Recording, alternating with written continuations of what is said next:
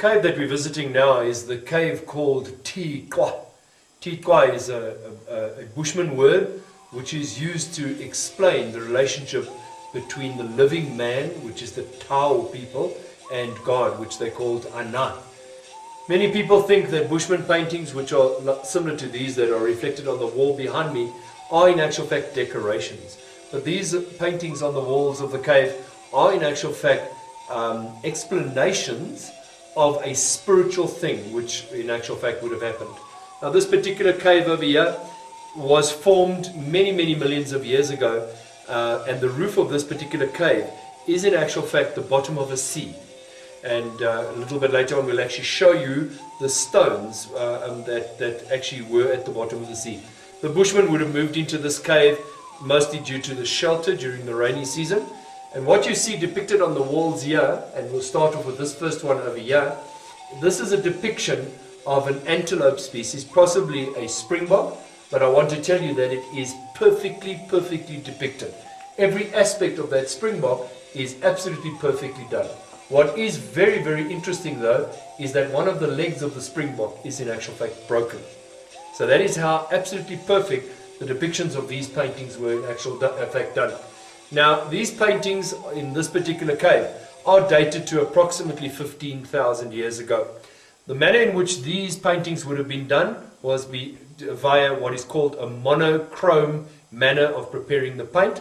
Monochromes is a one color type of color. So it would have been made up of an ochre, which is a reddish powder that would have been ground down, plus plant saps, plus blood and gall. Now the gall and the paint sap form like an acidifying solution which would have penetrated into the rock, and that is the reason why these paintings have managed to last for such an incredibly long time.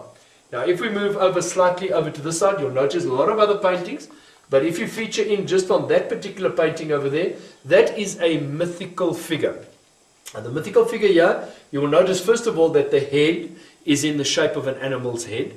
The second thing is you'll see what is almost looks like a breastplate, and then you'll notice the arms with extensions onto the arms. And as you go lower down, the legs are perfectly proportioned into hips and calves and feet and so on. But then you'll notice that the male genitalia are very enlarged and a little bit over proportioned. Now this particular painting there is vitally important in terms of the viewpoint of the spiritualism of these particular people. That is a mythical figure. So that is not depicting a human person. That is not a person wearing a mask on his head. That is in actual fact something that the shaman, who not a witch doctor, but a shaman, would have in actual fact seen in his dreams. Now if you move a little bit further over, you will then notice that there are animals with smaller legs but appear to have only one horn.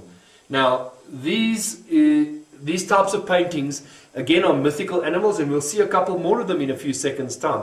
The animal itself doesn't actually exist. If you go back into European history, you will find a story about a unicorn, which is a one-horned animal. There are many paintings in this particular cave of one-horned animals. And if we move over just a little bit further, there again, you'll see again an animal with a one horn. Now many people will discuss this and say, but it looks as if it could be two horns. It looks as if there could be a third horn. But when you step over a little bit further, you will then notice that it is almost impossible to say that the next animals actually have two horns.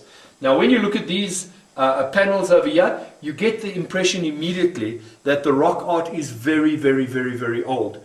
And tests have been done on these particular paintings which give us an idea of the age of the painting. But it is the rock and stone implements which are found in this particular cave which have dated the paintings here. Now as we move a little bit further over, you will see again two more animals. You can just see a little bit over here with the one horn sticking out there. But when you come to this particular animal here, there's almost no argument anymore, because there you will see very clearly depicted it is a one-horned animal. Now what these animals are, once again, it is a conclusion which each person will have to make for himself, but we believe that these are in actual fact mythical animals, something of dreaming that they would have in actual fact painted onto the walls.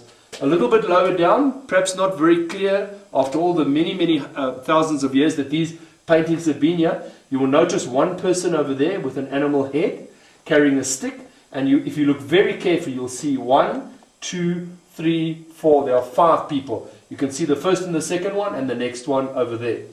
Over-painted, which is something that the Bushmen did quite a lot, is they over-painted on many of their paintings. You will see underlying that one is another animal with a horn sticking out over there. A little bit further up to the left-hand side over there, you will notice that there's a row of springbok. And those springbok, again, perfectly painted, with even an edging which has been put around the springbok on this side. Now, of vital importance to this particular painting is the little red blotches, 1, 2, 3, 4, 5 of those blotches above the springbok. Now, if you have a look very carefully at those particular paintings there, you will find that those are lions. And those are lions. The manner of the hunt is always that the lions will follow the animals. They will then pass the animals and lay an ambush ahead of the animals, with other lions that will then follow up to chase the animals into a trap where the animal would have been winning. So this is a very clear depiction of an antelope species, possibly in this case springbok, which we believe it is, moving through an area with 1, 2, 3, 4, 5 lions actually passing them. Now what I'd like to do is to move over to this side, and then I would like to point out, probably people call this cute, but we believe that this is actually the key again to this particular site. You will notice there a baby springbok. And that baby springbok, if you notice the manner in which its legs are stuck out behind it, you'll note immediately that that baby springbok has actually just been born.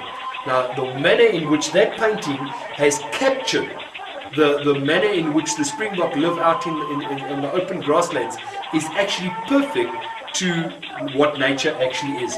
When you look at that little springbok over there, it's a perfect depiction of a little baby springbok that has in actual fact just been born and is actually following on behind the rest of the herd. So there you'll see the 2 springbok over there with the baby basically following on.